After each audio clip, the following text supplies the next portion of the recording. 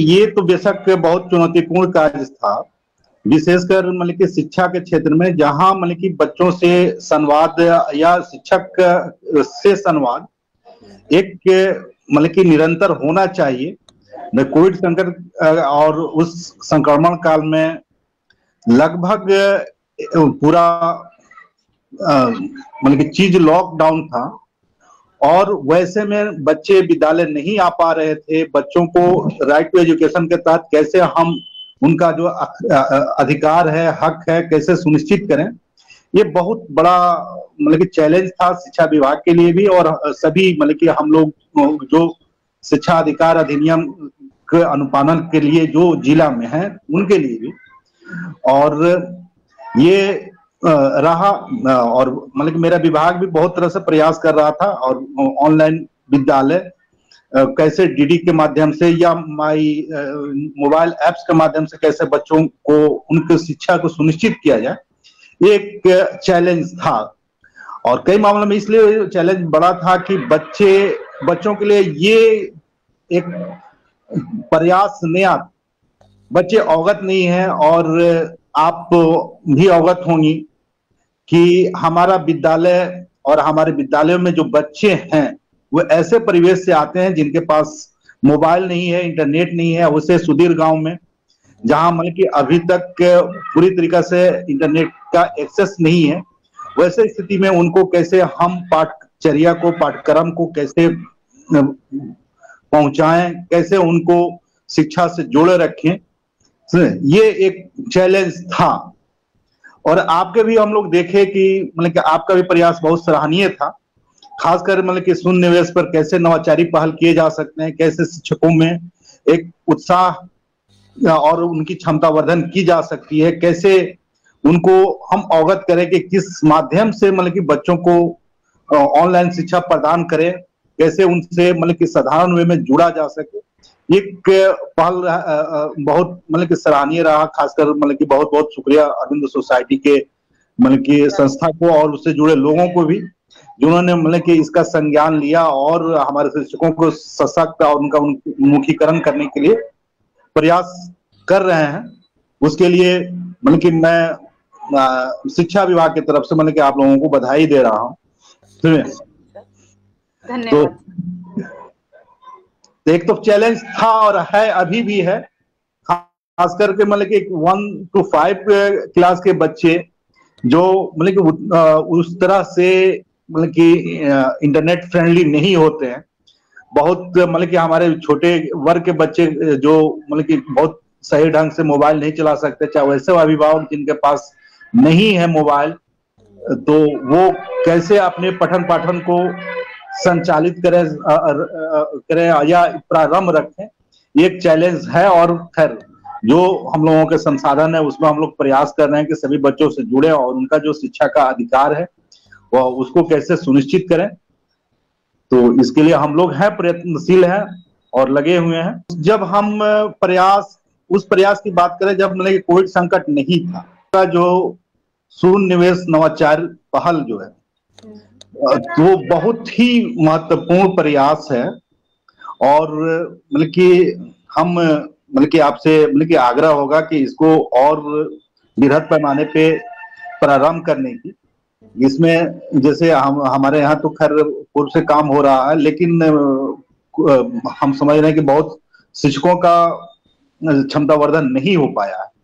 एक ये है कि शून्य निवेश कोई ऐसा नहीं है कि निवेश के आधार ही पे कोई शिक्षण कार्य को बेहतर ढंग से किया जा सकता है। सभी नवाचारी पहल जो है कि शून्य निवेश आधारित ही होते हैं। लोगों में एक तरह के ऊर्जा वर्धन, उनको कैसे किसी चीज को प्रयास करना है, कैसे प्रारंभ करना है, ये मतलब कि बहुत बड़ी बात होती है। और जैसे कहा जाता है कि किसी चीज को हम सही ढंग से प्रारंभ कर दिए तो उसमें आधा सफलता उसी में होती है। बिल्कुल। तो ये है। और लोगों में जैसे शिक्षक के में प्राय देखा जाता है कि शिक्षक के एक बहुत मतलब कि लगनशील लोग होते हैं, लेकिन ये आवश्यकता हम लोग महसूस करते हैं कि उनके उत्साह वर्धन की, उनमें यदि हम उत्साह पैदा कर देते हैं, उनमें ये रुचि पैदा कर देते हैं कि बीइंग ए टीचर आपकी ड्यूटी को कैसे आप निर्वाह कर सकते हैं। ये एक फीलिंग यदि हम करते हैं तो एक बहुत बड़ा प्रयास होता है और नए जोश से अपने जज्बे के साथ वो बच्चों में लगते हैं और बच्चों में को पढ़ाते हैं, क्योंकि अंततोगत्वा देखा जाए तो हमारे शिक्षक ही बच्चों के सबसे स्वाभाविक मित्र होते हैं और विद्यालयों में सबसे ज्यादा समय बच्चों के साथ हमारे शिक्षक ही बिताते हैं। तो शिक्षकों को किस रूप में नवाचारी गतिविधियों को प्रारंभ करने का प्रयास किया जाए, बहुत सारे मतलब कि देखा जाए तो शिक्षकों को ये मतलब की समझ नहीं होती कि किस किस तरह के हम नवाचारी पहल कर सकते हैं, कैसे हम घर बैठे बच्चों की अनेकों प्रकार की गतिविधियां प्रारंभ करा सकते हैं और इन गतिविधियों के माध्यम से उनको मतलब कि लर्निंग बाय डूइंग जो थ्योरी है उसको चरितार्थ करते हुए उनको मतलब कि सही शिक्षण हम दे सकते। तो एक पहल हम समझ रहे हैं कि बहुत महत्वपूर्ण होगा, खासकर शिक्षकों के लिए और बच्चों के अधिगम क्षमता को बढ़ाने के लिए, और ये मतलब कि इसका दायरा और बढ़ाने की आवश्यकता है कि अधिक से अधिक आप शिक्षकों को अपनी इस नवाचारी पहल से जोड़ सके। ये आप लोगों के और आपकी संस्था से आग्रह होगी। बेशक एक स्कूल दूसरे को प्रेरित करता है। ये प्रारंभिक स्तर पे किसी विद्यालय को, खासकर जिस मतलब के मान ले रहे हैं कि हमारे वैशाली जिला में 16 प्रखंड है, 16 प्रखंड में अगर 15 प्रखंड को लिया जाता है, हर प्रखंड में एक मतलब की मॉडल स्कूल होता है, उसको उस रूप में विकसित किया जाता है तो वो विद्यालय जल्दी रियली में रोल मॉडल स्कूल के रूप में विकसित होता है। तो वो अपने बगल के विद्यालयों को प्रेरित करता है कि आप हमारे जैसे अपने को विकसित करें, उसको प्रेरित करता है। लोग देखते हैं उसको श्रद्धा और स्नेह की दृष्टि से देखते हैं कि देखिए उस विद्यालय में इस तरह का पहल हो रहा है, किसी न किसी रूप में देखिए तो समाज का जुड़ाव एक दूसरे विद्यालय के साथ होता है। तो एक मैसेज जाती है कि वो विद्यालय इस रूप में विकसित कर सकता है, यदि एक विद्यालय इस रूप में विकसित हुआ तो हम क्यों नहीं कर सकते। तो वो विद्यालय एक प्रेरणा का स्रोत होगा, दूसरे विद्यालयों को एक तरह से शक्ति प्रदान करेगा, अपने ओर आकर्षित करेगा कि आप भी जो नवाचारी पहल हैं या जो एक रोल मॉडल स्कूल के तौर पे जो भी संसाधन के विकास है या शिक्षण कार्य है उसको आप इस रूप में विकसित करें। और उसमें यह है कि हम लोग यदि इस तरह का आपका प्रयास होता है तो दूसरों विद्यालय को भी हम इसमें जोड़ेंगे और वहां ले जाकर एक तरह से अनुभव साझा करेंगे, एक्सपीरियंस शेयरिंग होगा और एक्सपीरियंस शेयरिंग करके उस मैसेज को हम लोग दूसरे विद्यालयों तक पहुंचाएंगे और वो विद्यालय अपने को उस रूप में सशक्त करेंगे, अपने को उस रोल मॉडल स्कूल के तौर पे विकसित करने का प्रयास करेंगे। यदि आप इस तरह का पहल करती हैं तो निश्चय ही ये शिक्षा के क्षेत्र में एक नवाचारी पहल होगा। उन विद्यालयों के लिए सिर्फ नहीं जो रोल मॉडल के तौर पे विकसित होंगे, बल्कि उन विद्यालयों के लिए भी जो शिक्षा के क्षेत्र में अपने को विकसित नहीं कर पा रहे हैं, उनको एक तरह से प्रेरणा देगा और वो विद्यालय भी अपने को रोल मॉडल के तौर पे विकसित करेंगे, उससे प्रेरणा ले। ये लघु मतलब की छात्रवृत्ति जो प्रोग्राम है इसके संबंध में बच्चे अधिक से अधिक अवगत हों कि कैसे इससे जुड़ सकते हैं, इसके संबंध में प्रचार प्रसार की आवश्यकता है। बच्चे कब जुड़ेंगे, जब बच्चे इसको जानेंगे कैसे जुड़ सकते हैं। ये भी हम लोगों के जहन में मतलब कि पहली मर्तबा इधर आया कि चलिए बहुत अच्छी पहल है और बच्चे जब एक्सप्लोर करते हैं तो उनमें जिज्ञासा भी पनपती है। बच्चे जो होते हैं कि बहुत एक तरह से कहा जाए कि कॉम्पिटिटिव होते हैं कि एक दूसरे के बच्चा वो किया तो हम प्रयास करेंगे, उसके लिहाज से उनमें एक पढ़ने की और सीखने की लालसा बढ़ेगी। बच्चों में सबसे बड़ी चीज क्या होती है कि जिस दिन में उनमें ये जिज्ञासा पैदा हो जाए कि हमें कुछ सीखना है, हमें कुछ पढ़ना है, ये जिज्ञासा अगर हम पैदा कर दे रहे हैं किसी न किसी रूप में तो ये बड़ी मतलब पहल होती है और बहुत बड़ी अचीवमेंट होती है। बच्चों में ये रुचि पैदा करना बहुत बड़ी चीज होती है। और यदि स्कॉलरशिप उनको प्रोवाइड किया जा रहा है, नहीं थोड़ा 1,000 की, तो 1,000 की बहुत बड़ी मनी की रकम बच्चों के लिए होती है। और एक समाज में, एक गांव में या एक विद्यालय में किसी एक बच्चा को यदि 1,000 रुपया की राशि मिलती है, तो एक तरह से एक बच्चों में प्रतिस्पर्धा की भावना जगेगी और बच्चे उसको करेंगे, ज्यादा से ज्यादा सीखने का प्रयास करेंगे और अधिक से अधिक स्कोर बनाने की कोशिश करेंगे। और स्कोर बनाने के लिए क्या होगा, बच्चे पढ़ेंगे, अपने शिक्षक से पूछेंगे, चाहे जिस विषय की भी बात क्यों ना हो, वो पढ़ने की ललक उनमें जगेगी। और इससे एक ये होगा कि बच्चों में जो हम लोग बात करते हैं सीखने की क्षमता बढ़ाने की, जो उनकी मतलब कि मिनिमम आउटकम्स, लर्निंग आउटकम्स की बात कर रहे हैं, उससे में बढ़ोतरी होगी और बच्चे ज्यादा से ज्यादा कॉम्पिटिटिव होंगे, ज्यादा से ज्यादा सीख पाएंगे। और आप की जो स्कॉलरशिप है उसका लाभ उठा पाएंगे। तो इसको है कि बृहद पैमाने पे बच्चों में प्रचार प्रसार करने के लिए, शिक्षकों को अवगत कराने के, विद्यालयों को अवगत कराने के संबंध में। और हम लोग आपका सहयोग देंगे इसमें, यदि मतलब कि इस तरह का होता है आप तो बताएं। हम लोग अपने विद्यालयों को निर्देशित करेंगे कि इस ऐप्स के माध्यम से बच्चे जुड़े, आपका जो स्कोर होता है, जो विषय होते हैं, उसमें ज्यादा से ज्यादा करने की कोशिश करें। इसमें ये होता है कभी कभी अलग माध्यम से कि ऑनलाइन क्विज क्लासेज होते हैं, क्विज होते हैं, कुछ प्रोग्राम होते हैं, तो चूंकि इतना वो एक मतलब कि बहुत शॉर्ट पीरियड के लिए होता है कि आज मतलब कि ये है कि किसी पोर्टल पे उसको शुरू किया गया और कल बच्चे तो पूरे इंडिया लेवल पे होता है। उसमें ये होता है कि जो मैक्सिमम लड़के स्कोर करते हैं उन्हीं को ही मिल पाता है। लेकिन आपका एक मतलब कि लैंडमार्क है कि आपका निर्धारित किया हुआ कि 80% से ऊपर जितने बच्चे मतलब कि स्कोर करेंगे सभी 1,000 के करीब जीत पाएंगे। तो ये बच्चों में सीखने की क्षमता बढ़ाने के लिए बहुत ही प्रेरणादायी पहल होगा। और इसको आप और बड़े पैमाने पे प्रारंभ कीजिए। हम लोगों का सहयोग आप जिस स्तर पे चाहिएगा आपको सहयोग मिलेगा। आज मतलब कि एश्योर करते हैं कि हम लोग सभी विद्यालयों को इसमें जोड़ेंगे, अधिक से अधिक बच्चे जुड़े, उसको सीखें, उसका लाभ उठाएं। इसके लिए हम लोग प्रयासरत। नहीं, संदेश ये है कि चलिए आप जिस लगन के साथ, जिस लालसा के साथ, जिस उद्देश्य को लेकर चल रहे हैं, वो आप सफल हों। सभी लोग अपने उद्देश्य को की प्रतिपूर्ति करें, सभी लोग अपना बेस्ट शिक्षा विभाग और शिक्षा के क्षेत्र में देने की का प्रयास करें और नए जोश और जज्बे के साथ लगे और उनकी ज्यादा से ज्यादा बच्चों की उनकी लर्निंग क्षमता वर्धन करें, उनका विकास करें। ये हम सभी का कर्तव्य भी है और दायित्व भी है। इसी उद्देश्य के साथ हम आगे बढ़े और सभी के लिए मेरा यही संदेश है कि एक नए जज्बे और नए जोश के साथ हम लोग फिर बच्चों के लर्निंग क्षमता को बढ़ाने के लिए नए सिरे से लग जाए।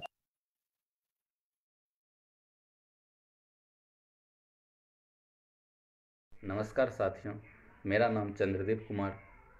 मेरी शैक्षणिक योग्यता बीए एवं मैंने 2 वर्षों का NIOS से DLED प्रशिक्षण प्राप्त किया हुआ है। मुझे सेवा में लगभग 7 वर्षों का अनुभव है।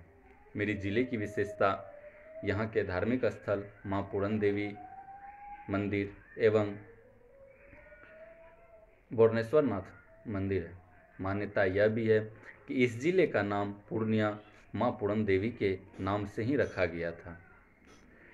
इस जिले की और विशेषता बताऊं तो इसे मिनी दार्जिलिंग भी कहा जाता है, क्योंकि यहाँ ना तो अधिक ठंड और ना ही अधिक गर्मी पड़ती है, जिस कारण इसे मिनी दार्जिलिंग कहा जाता है। इस जिले से श्री भोला पासवान शास्त्री जी की भी यादें जुड़ी हुई है, जो सन 1971-72 में बिहार के मुख्यमंत्री रह चुके थे और उसके नाम से पूर्णिया में एक कृषि कॉलेज की भी स्थापना की गई है। मैं आदर्श मध्य विद्यालय कचहरी बलुआ में एक शिक्षक हूँ। और मेरे विद्यालय में लगभग 400 छात्र छात्राएं हैं और सभी ग्रामीण परिवेश के हैं। मैंने जब अरविंदो सोसाइटी का नाम सुना तो मुझे इसके बारे में अधिक जानकारी नहीं थी। प्रथम दफ़ा इसी वर्ष 26 दिसंबर को मुझे इसकी पूर्ण जानकारी हुई, जिसे जानकर मैं बहुत खुश हुआ। मैंने जब अरविंदो सोसाइटी से ZIIEI कार्यक्रम का प्रशिक्षण प्राप्त किया तो पता चला बिना पैसे खर्च किए भी नवाचार किए जा सकते हैं और इससे पढ़ाने के तरीकों में सुधार किए जा सकते हैं।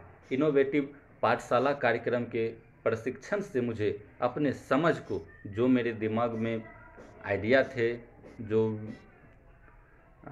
दिमाग में चल रहा था गतिविधि, उसको मैं क्लास तक एवं बच्चों तक पहुंचाने में सक्षम हुआ और उस गतिविधि में मैंने बच्चों को शामिल कर पाया। प्रशिक्षण से मुझे बहुत फ़ायदा मिला। मेरे जो भी दिक्कतें आ रही थी मुझे, वो सभी इस प्रशिक्षण से दूर हुए। इसी प्रशिक्षण से मुझे ऑनलाइन प्लेटफॉर्म के बारे में भी पता चला, जैसे कि इस कोरोना काल में भी हम बच्चों से जुड़े कैसे रह सकते हैं। इसके लिए मुझे पता चला कुछ ऐप्स जैसे Google Meet, Facebook Live, Microsoft team इत्यादि, जिससे बच्चों से हम जुड़े रह सकते हैं और उसके पठन पाठन को सुचारू रूप से बनाए रख सकते हैं। इस कार्यक्रम में या कहूँ तो इस प्रशिक्षण में मुझे कहीं पे भी अगर समस्या आई तो ZIIEI के प्रशिक्षक श्री राम गोपाल जी के द्वारा मुझे काफ़ी सहायता मिली, जो मुझे सीखने में मदद किए। मैं श्री अरविंदो सोसाइटी एवं HDFC बैंक को यह मंच प्रदान करने के लिए धन्यवाद करता हूँ। नमस्कार।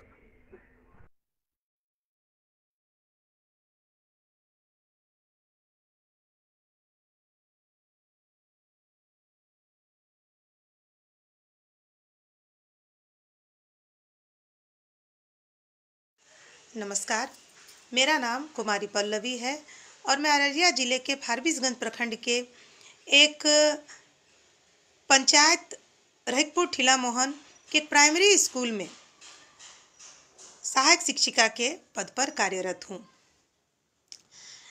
मेरे विद्यालय का नाम प्राथमिक विद्यालय RT मोहन है और मेरे विद्यालय में कुल 170 बच्चे हैं। मेरी शैक्षणिक योग्यता MA है और प्रशैक्षणिक योग्यता मैंने सेवा काल में रहते हुए ही 2 वर्षों का ODL DLED किया हुआ है।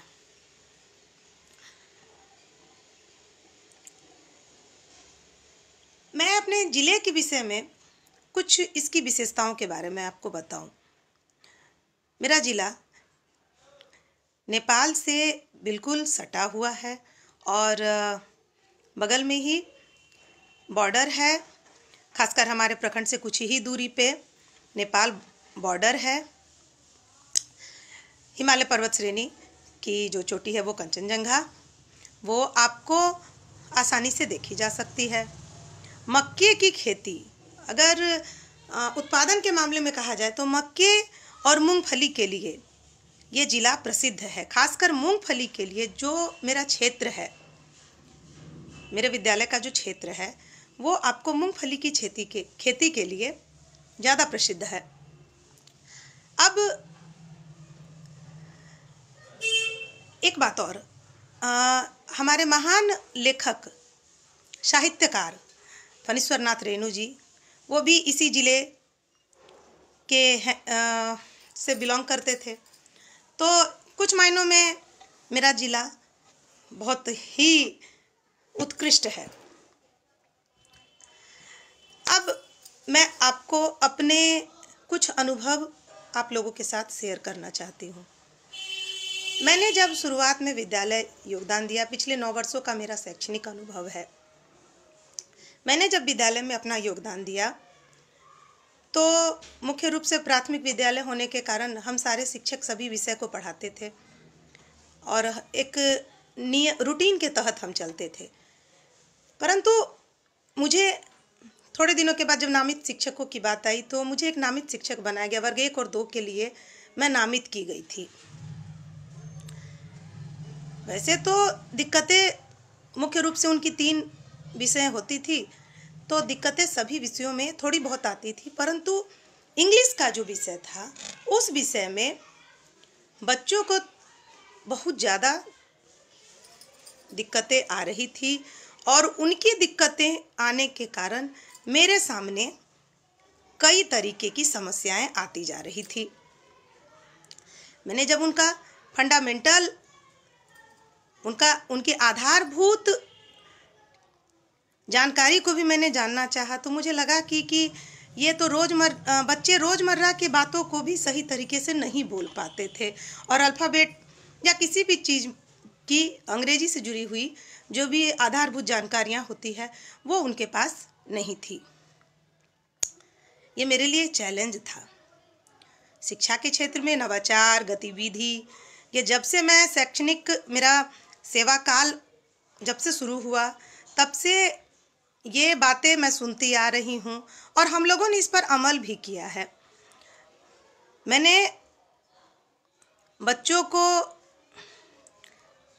सिखाने के लिए इस बात को एक चैलेंज के रूप में लिया और बच्चों को बताने के लिए मैं प्रयासरत होने लगी।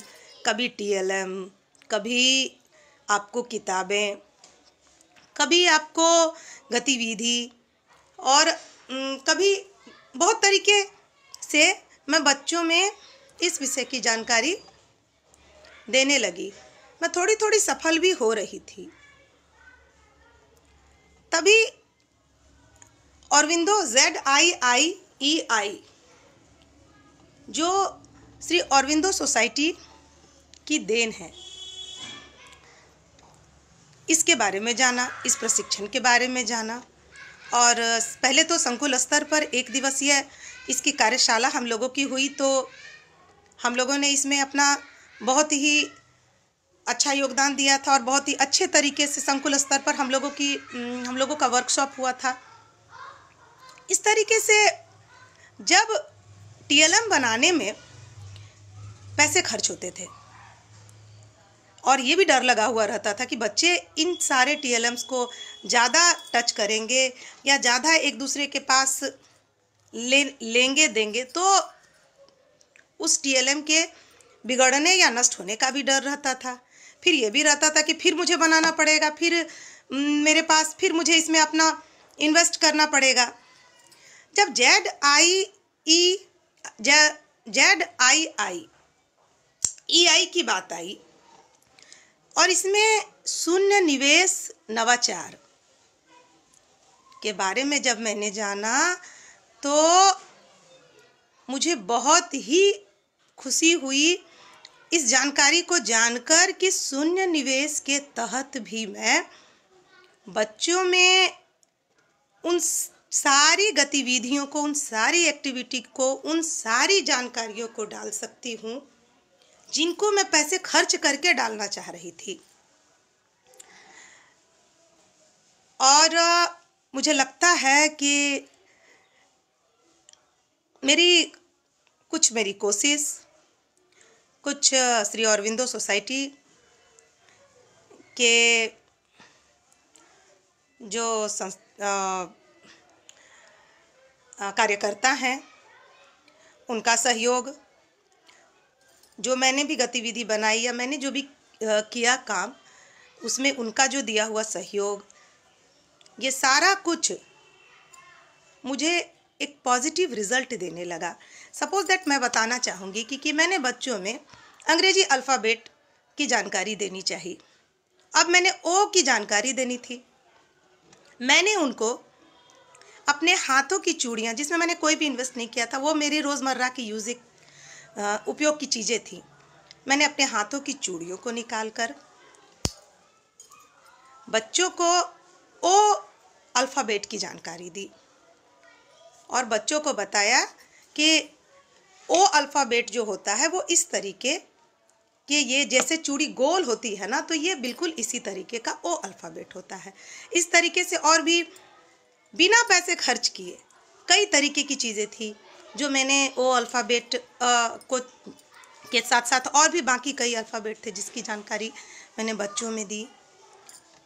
मैं पढ़ाने के कई तरीकों को भी जाना, नवाचार के तरीके, ऐसे तरीके जिनमें कोई भी खर्च नहीं था, वो शून्य निवेश नवाचार था।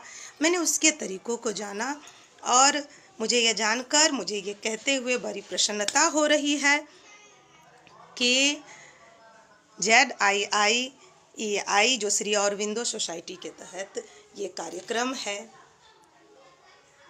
ये शिक्षा के क्षेत्र में एक उत्कृष्टता और एक बेहतर काम करने का तरीका हम शिक्षकों को प्रदान कर रहा है। इसी दरमियान इनोवेटिव पाठशाला की भी जानकारी मुझे हुई, जिसको मैंने जिसकी भी हेल्प ली और मुझे लगता है कि हम सभी शिक्षकों को इसकी मदद लेनी चाहिए। सभी शिक्षकों को इससे बहुत अच्छी मदद मिल सकती है। अंत में मैं श्री अरविंदो सोसाइटी और HDFC बैंक का आभार प्रकट करती हूँ, जिन्होंने शिक्षा के लिए एक बेहतरीन मंच हम शिक्षकों को शिक्षण कार्य के लिए प्रदान किया है और मैं तहे दिल से उनका आभार प्रकट करती हूँ। नमस्कार।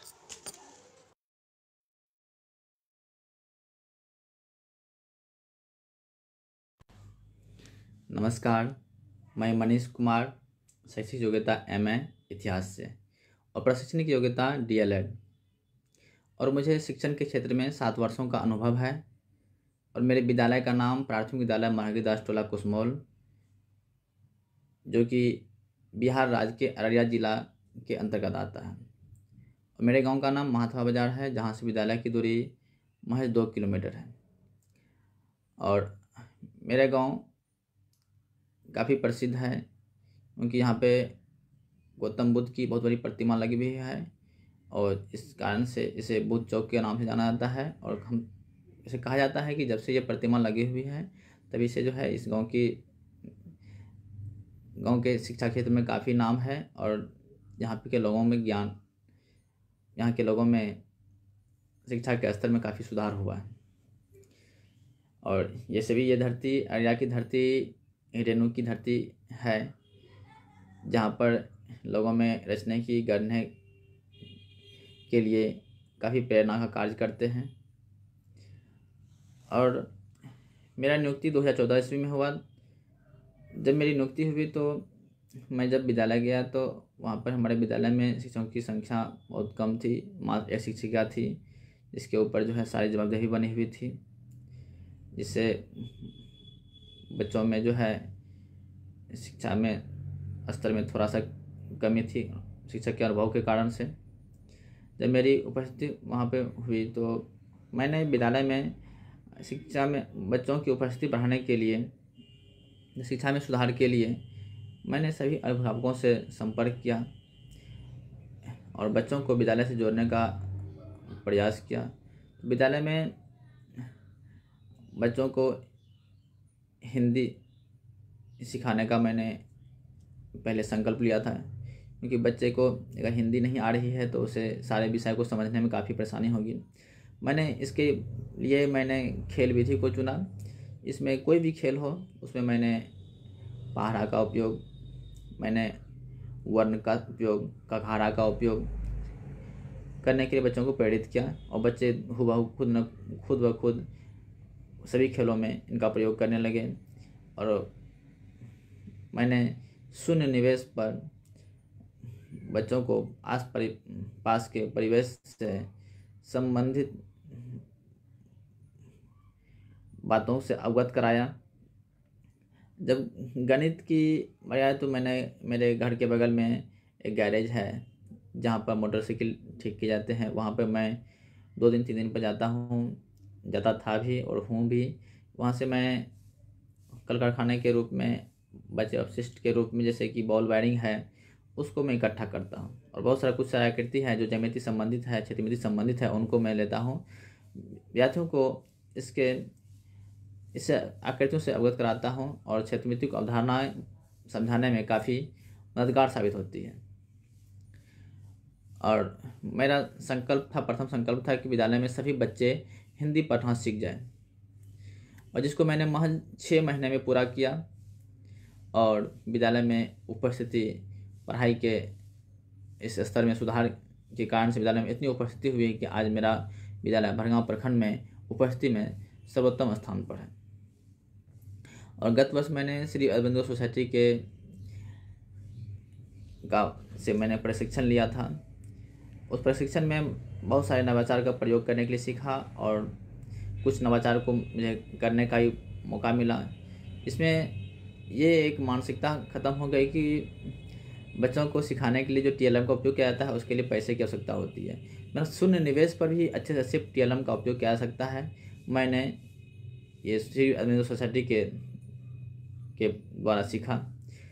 और जब इसकी एक सेमिनार अररिया ज़िला में हुई थी, तब मैंने वहाँ पर भी कुछ नए नए नवाचार किए थे, और बहुत सारे शिक्षक बंधुओं ने नवाचार का प्रस्तुतिकरण किए थे।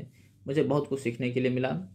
उसके बाद मैं टीचर इनोवेटिव पाठशाला ऐप ZIIEI को जब मैंने डाउनलोड किया, उसमें से सारे किताब की विषय वस्तु को उसमें दिया हुआ है।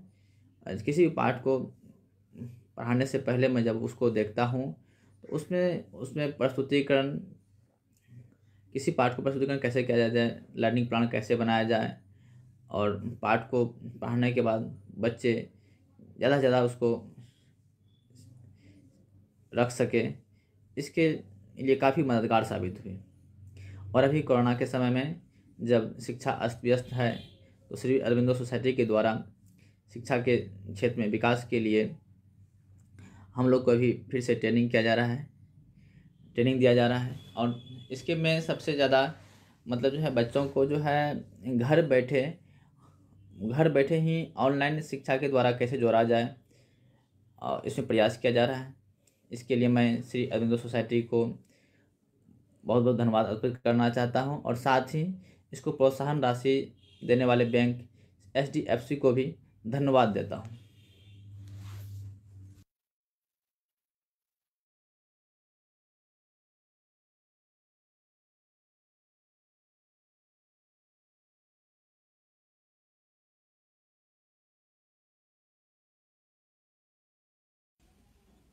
नमस्कार, मेरा नाम नीरज कुमार यादव है। मेरी शिक्षा MA है, तथा मैंने प्राथमिक शिक्षा में 2 वर्ष का डिप्लोमा भी किया हुआ है। मेरे विद्यालय का नाम राजकीय बुनियादी विद्यालय कल्याणपुर है, जो पूर्णिया जिले के के नगर प्रखंड में अवस्थित है। यह जिला भारत के सबसे प्राचीनतम जिलों में से एक है। ईस्ट इंडिया कंपनी के द्वारा सन 1770 ईस्वी में इस जिले की स्थापना हुई। उस समय यह जिला पूर्ण रूप से वन क्षेत्र था, तथा अंग्रेजों के द्वारा यहाँ पर काला पानी की सज़ा भी दी जाती थी। उसके लिए यह जिला मशहूर था। कालांतर में इस जिले का विकास होता गया, और वर्तमान में यह पूर्वोत्तर बिहार का सबसे बड़ा शहर है, और यह मिनी दार्जिलिंग के नाम से भी मशहूर है। मैं अपने 7 वर्षों के शिक्षण पेशे में मैंने देखा कि विद्यालय में कुछ परेशानियां आती हैं बच्चों के बीच। हर बच्चे का सीखने का तरीका एक समान नहीं होता है। तो मैंने भी अपने विद्यालय में कुछ ऐसी परेशानी देखी, जिसका मैं जिक्र कर रहा हूँ। तो मैंने देखा कि कुछ बच्चे जो पढ़ाई में तो अच्छे हैं, बहुत अच्छे हैं, लेकिन उनका अधिक ध्यान गणित, विज्ञान और अंग्रेजी जैसे विषयों पे है। अन्य विषयों पर उनका उतना ध्यान नहीं है। उन विषयों को वो हल्का समझते हैं और ये सोचते हैं कि इनमें मैं यूं ही पास हो जाऊंगा। तो ये धारणा अच्छे तेज बच्चों में भी मैंने देखा। तो चूँकि मैं अपने विद्यालय में हिंदी पढ़ाता हूँ, तो मैं अपने शिक्षण में हिंदी में जो भी पाठ था, जो भी कविता था, जो भी कहानियाँ थी, तो कहानी में जो पात्र हैं, चाहे वो उंगली माल डाकू का पात्र हो, चाहे कोई अन्य पात्र हो, तो मैं कहानी को इस तरह से कहता था कि बच्चों के बीच से ही उन पात्रों का निर्माण करता था। किसी को राम बना दिया गया, किसी को रावण बना दिया गया, और उनके द्वारा ही वो डायलॉग बोलने के कहा जाता था। तो इससे हुआ क्या, उनमें एक नया उत्साह आया, उनको एक नाटक की अनुभूति हुई और इसमें वो रुचि लेने लगे। तो इस प्रकार बच्चे अब उन विषयों पर भी ध्यान देने लगे जो रुचिकर नहीं था, और उसमें वो अच्छा करने लगे। मैं अरविंदो सोसाइटी और HDFC बैंक का शुक्रगुजार हूँ, जिन्होंने शिक्षकों को एक मंच दिया है जिसमें शिक्षक नवाचार को प्रस्तुत करते हैं। धन्यवाद।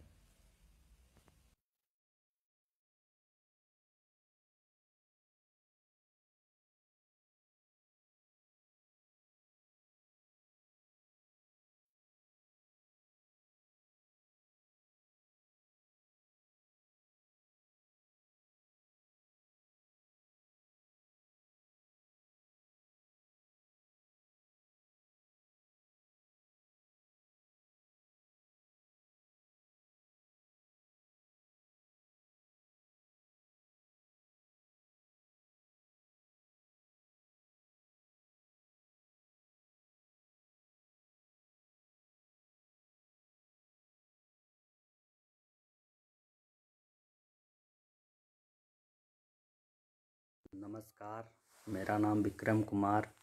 मैं प्राथमिक विद्यालय कुर्सेला हरिजन टोला में 2014 से कार्यरत हूँ। मेरी शैक्षणिक योग्यता BA DLED है।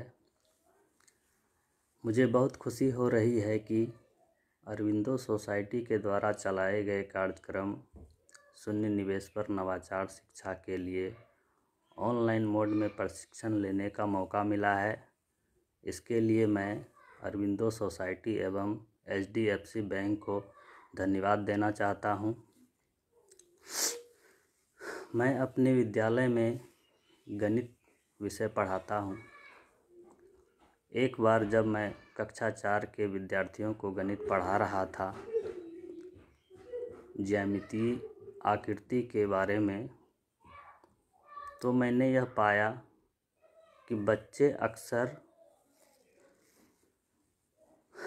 उनके नामों में कंफ्यूज हो जाया करते हैं। कभी वृत्त को गोला कह देते हैं, गोला को वृत्त कह देते हैं, घन को घनाभ कह देते हैं, घनाभ को घन कह देते हैं। उनके नामों में अक्सर कन्फ्यूजन पैदा हो जाती है। तो मैंने सोचा बच्चों को ऐसे चीज़ों का प्रयोग करके बताया जाए जो उनकी रोज़मर्रा की ज़िंदगी में वे उन वस्तुओं को देखते हैं। तब मैंने बच्चों से कहा कि आपने लूडो का छक्का तो देखा होगा, वो घन के जैसा है। माचिस का डिब्बा वो घनाभ के जैसा है। तो इन सब चीज़ों से बच्चे में यह पाया गया कि अब बच्चे गलती नहीं करते हैं, क्योंकि वे उनको रोज़मर्रा की ज़िंदगी में यूज होने वाले वस्तुओं से जोड़ के देखते हैं। इस तरह से बच्चे सीखने में ज़्यादा सक्षम होते हैं।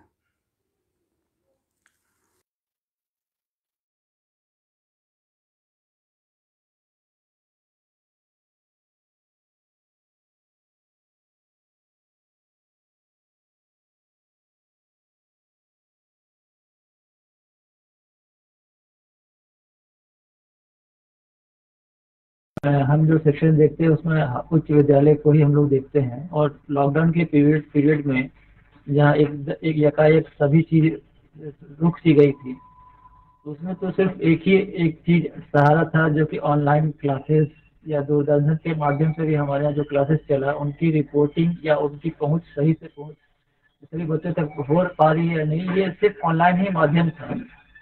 तो जो कि हमारे लिए एक चैलेंज था, क्योंकि इससे पहले कभी भी ऑनलाइन क्लासेस या शिक्षकों से ऑनलाइन रिपोर्टिंग हम लोग नहीं कर पाते थे, लेकिन अचानक इसको सीखना पड़ा। और फिर इसी बीच में जैसे कि आपके यहाँ से भी जो अरेंजो सोसाइटी की तरफ से जो इनोवेटिव पाठशाला और जो इस साल का जो कार्यक्रम हुआ, उसमें भी शायद इस पर जानकारी दी गई शिक्षकों को कि ऑनलाइन माध्यम से कैसे हम मतलब जुड़ सकते हैं, अपनी बातों को रख सकते हैं। तो हम लोग भी मतलब उसी परिवेश में और उसको पूरा किए, ऑनलाइन ही सारे क्लासेस हमारे यहाँ ऑनलाइन और दूरदर्शन के माध्यम से हुआ, और रिपोर्टिंग भी सारा ऑनलाइन और जूम मीटिंग के तहत सारा जो हम लोग का मंथली मीटिंग वगैरह होता है शिक्षकों के साथ या एचएम्स के साथ, हम लोगों ने ऑनलाइन मीटिंग करके उसको मोटिवेशन की तो हर समय ज़रूरत पड़ी सभी को, मतलब टीचर्स को भी और हम लोग को, हम लोग को भी, क्योंकि इस समय ऐसा दौर आया था कि बीच में हम लोगों को क्वारंटाइन सेंटर पर भी ड्यूटी मतलब दी गई थी शिक्षकों को, और साथ साथ जो उनका काम है वो भी करना था। उसमें काफ़ी मोटिवेशन की ज़रूरत पड़ी थी, और समय समय पर इसके लिए मतलब उनको प्रोत्साहित किया गया। निसंदेह ये आपका प्रयास बहुत ही सराहनीय है। जो शिक्षा में शून्य नवाचार जो प्रोग्राम चल रहा है और पिछले कई साल से चल रहा है, और इस साल हमारे यहाँ करीब 25 टीचर को ये इसमें प्रशिक्षण के लिए मतलब डिमांड किया गया था, और सभी शिक्षकों का जो प्रशिक्षण ऑनलाइन हो रहा है उस ग्रुप में मैं भी हूँ, और शिक्षकों की प्रतिक्रिया देख के काफ़ी अच्छा लगता है कि शिक्षक आनंद मतलब एंजॉय करके उसको सीख रहे हैं। और साथ ही जैसे कुछ जो मतलब ऐसा जो इनोवेटिव पाठशाला के अंतर्गत जो बताया जाता है, ऐसा चीज़ पे बिना कोई खर्च किए और आसपास की चीज़ों का इस्तेमाल करते हुए, और इसको एक आध स्कूल में हम लोगों ने मतलब मॉनिटरिंग के दौरान देखा भी था। जैसे कि स्कूल था, उसमें शायद आपका पिछले साल का ये कार्यक्रम था कि अंग्रेजी में वहाँ बच्चे कुछ कमज़ोर थे, तो उन्होंने शुरू किया कि रोज़ एक रस्सी लगा दी, और हर एक शब्द को हर एक मतलब बच्चा रोज एक शब्द ला के वहाँ पर स्टिक करता था। ये छोटा, बहुत ही छोटा है, लेकिन धीरे धीरे एक इससे अच्छा माहौल बना, और वहाँ पर एक मतलब अंग्रेजी का भी बच्चे बहुत सारे वर्ड उसको सीख गए। तो निसंदेह बहुत ही अच्छा प्रयास है, इसमें मतलब कोई डाउट नहीं। मेरे विचार से ये भी एक अच्छा पहल होगा, क्योंकि जिन शिक्षकों को प्रशिक्षण दिया जाता है कुछ समय बाद वो फिर मतलब अन्य काम में या अन्य दिशा निर्देश के आलोक में वो फिर मोटिवेशन उनका खत्म हो जाता है। अगर एक पहल लगातार निरंतर उन पर कुछ किया जाए रेगुलर इंटरवल पर, मतलब जैसे एक जो आप इनोवेटिव स्कूल की बात कर रहे हैं, उसमें अगर लगातार उनको जैसे हर 1-2 महीना पर वो क्या कर रहे हैं उससे रिलेटेड कुछ और नया मतलब गाइडलाइन उनको दिया जाए, और फिर वो जो कर रहे हैं उनको बीच बीच में ही मोटिवेट किया जाए, तो बिल्कुल सही बहुत अच्छा रहेगा। ये स्कॉलरशिप प्रोग्राम निश्चित ही बच्चों को बहुत प्रेरित करता है, और खासतौर पर रूरल बच्चे के लिए ये एक वरदान से कम नहीं है। और हम लोग और भी कई सारे प्रोग्राम करते हैं, उसमें छोटे छोटे प्राइजेस भी बहुत माइलस्टोन का काम करते हैं, तो ये तो अच्छा है ही। और मतलब अगर इस तरह से है कि हर एक क्विज का है मतलब 50-50 रुपया, तो वो और मतलब एनर्जी बढ़ाता है, वो भी एक अच्छा सोच है। एक बार पूरा ना दे के लगातार मतलब धीरे धीरे करके उसको दिया, ये भी एक अच्छा है। लेकिन इसमें थोड़ा यही चैलेंज है कि अभी तक बच्चों तक ये प्रोग्राम के बारे में जानकारी पहुंचाना, क्योंकि स्कूल पूरी तरह खुले नहीं है, और साथ ही मोबाइल तक उनकी कितनी पहुंच है ये भी देखना होगा। लेकिन फिर भी प्रोग्राम ये अच्छा है, और निश्चित ही बहुत अच्छा है। और इसका ये आपके प्रोग्राम का क्रेडिट वो कुछ मतलब हमारे यहाँ जो कुछ नोडल टीचर हैं जो काफ़ी एक्टिव हैं, हम लोगों ने तो शुरू में लॉकडाउन में काफ़ी ये था तो उन्हीं को लगाया था, और सौरभ जी भी काफ़ी एक्टिव है, इसलिए मुझे नहीं लगता है कोई दिक्कत होगा हमारी जगह। संदेश यही है कि अगर शिक्षक कुछ करना चाहें तो फिर कोई अवरोध नहीं है, और ख़ास तौर पर आजकल तो इतने सारे नए नए आइडिया और ये सब सारी चीज़ आपके लिए उपलब्ध है, ऑनलाइन भी ऑफलाइन भी। बस आप एक प्रयास करें, कोई मुश्किल नहीं है, मतलब ये जैसे जो शिक्षक का स्तर जो गिर रहा है उसको उठाना या उसको फिर अपनी जगह पर लाना कोई मुश्किल नहीं है। सिर्फ प्रयास, अगर सच्चे मन से प्रयास किया जाए तो बिल्कुल ये संभव है।